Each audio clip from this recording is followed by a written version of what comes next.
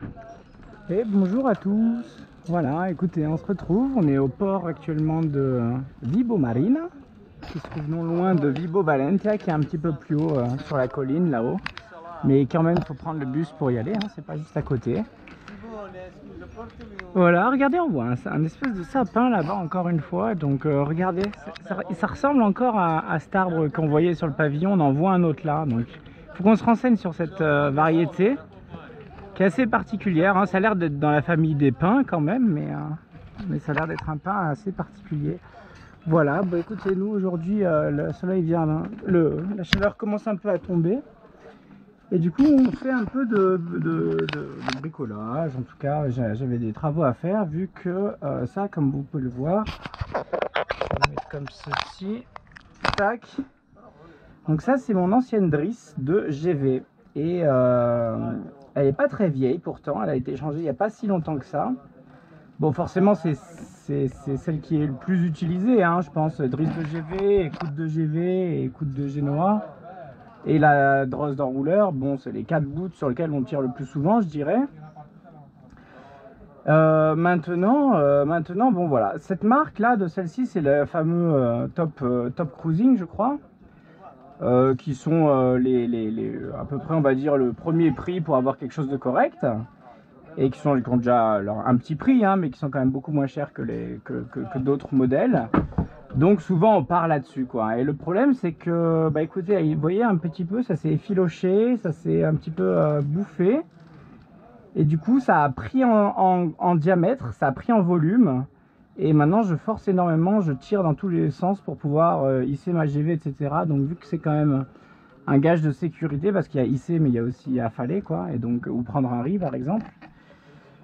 Donc j'ai besoin de quelque chose qui soit vraiment beaucoup plus efficace, notamment du coup là je suis carrément parti sur du 8, j'ai carrément baissé de 2 le diamètre pour ne plus avoir ce genre de problème. Et puis au moins et puis maintenant, avec que ce soit au niveau des résistances, les drisses de maintenant sont tellement plus résistantes qu'avant, donc on a tendance un petit peu quand on achète son bateau, que ce soit amarre, drisse, un peu tout en général, hein. Moi je le vois, hein, j'en ai été aussi témoin, enfin aussi voilà, ça a été aussi le cas pour moi. Vous arrivez sur votre bateau, vous dites bon là ils ont fait au minimum et tout, on va essayer d'un petit peu de surdimensionner les amarres, les drisses, etc. Enfin un peu tout. Bon, 10, j'ai un catalogue, hein, quand même, hein, il est où? Je vais vous montrer. Est-ce qu'il y a il y a peut-être des infos perso dessus, mais bon, en gros, vous voyez, là j'ai la taille des Patara, Etei, etc. Là j'ai la taille, ben voilà, vous voyez, il y a tout. Et ça c'est le bouquin officiel du constructeur. Donc là au moins vous avez juste à regarder, drisse de GV, je savais qu'il me fallait 25 mètres. Voilà, et que c'est du 10 de base. Les riz, je sais que c'est du 8. Bordure de grand voile, c'est du 8. Écoute de grand voile, c'est du 10. Voilà, tout est écrit. Et au final, donc bon, quand je parle de surdimensionner, je parle notamment des amarres, hein, parce qu'on ne surdimensionne pas les drisses et les écoutes, évidemment, sinon ça ne passe plus dans les poulies. Donc moi je parle notamment des amarres. On a tendance un petit peu à surdimensionner pour se dire on fait au mieux. Et puis à bout d'un moment on se rend compte qu'on n'arrive même plus à faire les nœuds de taquet sur les taquets. Donc après on se recalme un petit peu et on rediminue de quelques millimètres en diamètre, quoi. Voilà. Voilà, donc écoutez, là aujourd'hui on va changer la drisse. Donc la drisse c'est quand même un passage, la drisse de GV c'est quand même un truc un peu chaud en soi. C'est quand même un truc qu'on essaye d'être très précautionneux quand on le fait, d'être très prudent. Pourquoi? Bah parce que on n'a qu'un seul essai et on n'a pas le droit à l'erreur, parce que si jamais notre drisse se sépare, la nouvelle drisse se sépare de l'ancienne drisse quand on est au milieu du mât, c'est la catastrophe. C'est la catastrophe. Enfin, il n'y a pas d'autre mot, c'est la catastrophe. Donc on veut absolument éviter ça. Donc pour ça, chacun a ses petites techniques, etc. La plus efficace, clairement, c'est de très loin celle de la couture, hein. Donc après, chacun ses trucs de méthode de couture, etc. Moi, j'ai essayé pour l'instant de faire en sorte que que ça soit un peu maintenu l'un en face de l'autre dans tous les sens. Pourquoi la couture? Parce que si vous faites genre du scotch ou des trucs par-dessus, etc.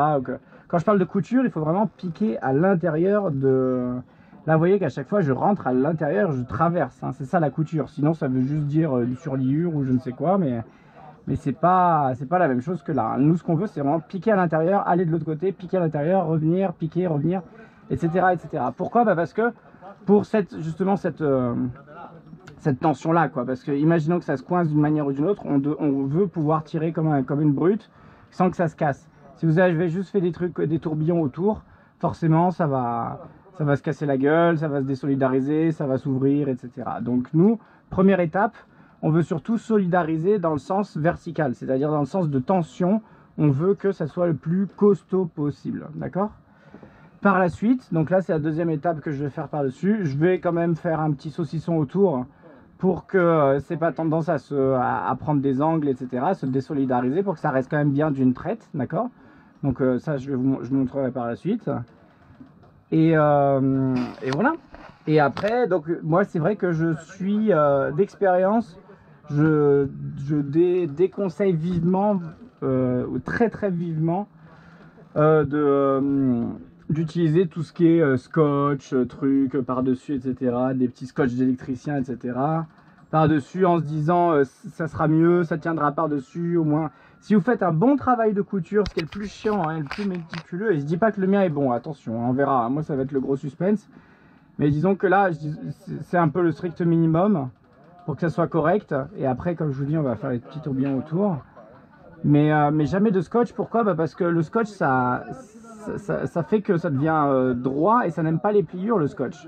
Ça n'aime pas du tout les pliures. Et donc, au moment du passage le plus délicat, c'est-à-dire le passage de la poulie, et ben là, il faut que ça soit quand même, ça garde sa souplesse, vous voyez, pour passer tranquillement la poulie et pour qu'il y ait le moins de frottement possible. Parce que on veut que ça soit costaud, certes, mais on veut surtout qu'il n'y ait pas de frottement, parce que ça peut être pas très costaud, s'il n'y a pas de frottement, ça va tout filer, vous comprenez, dans l'idée.